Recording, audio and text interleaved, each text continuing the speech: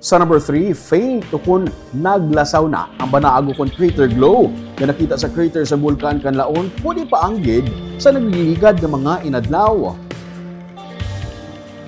Inisuro sa kay Director Teresito Bacolcol sa Philippine Institute of Volcanology and Seismology na nagpaatag nga ang Banaag hindi indikasyon sa major eruption. So sa kay Mari Andelin Quintia, ang resident volcanologist, ulihingan na mutikan ang Banaag 2:41 AM sang Mayo 13. Ginsiling ni Bacolcol nga ang Banaag lamang hindi enough basis nga matabo ang hazardous eruption. Sa gihapon sa pag-assess ng sitwasyon sa bulkan, kung sa bulkan Kanlaon, ang iban nga mga parameters kaangay sa pagsaka sa volcanic earthquakes, sulfur dioxide emission, ground deformation kag eruption activity ang ilabilog na gina-analyze. Ang crater glow nagakasayuran suno sa iya nga nagasaka ang init sa idalom sa bulkan.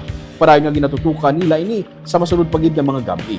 Lakip ang crater glow kag iban pagid ng mga parameters suno sa kay Bacolcol, consistent ini sa sitwasyon sa bulkan nga mayara sang unrest tungkol sa idalom sa alert level 2. Sa gihapon ang mga pumuluyo ginaabisuhan nga mangin mabinantayon. Na yung nakikita natin na Banaag, unlike the past night na fair, ngayon naging faint. So again, tingnan natin to within the next few nights. Of course, together with other parameters, collectively i-analyze natin yung data. Reminder natin, the crater glow is a sign na yung Kanlaon volcano remains under unrest and continues to release superheated volcanic gas. So, hindi pa ito yung indication of a major eruption, the public should remain vigilant